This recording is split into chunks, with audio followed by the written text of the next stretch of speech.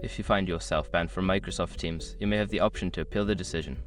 Follow these steps to navigate the appeal process effectively. Step 1. Review the ban reason. Understand why you were banned by checking any notifications or messages you received. This will help you address the specific issues in your appeal. Step 2. Gather evidence. Collect any relevant information or evidence that supports your case. This could include emails, screenshots, or messages that demonstrate your compliance with the platform's policy. Step 3. Draft your appeal. Write a clear and concise appeal letter.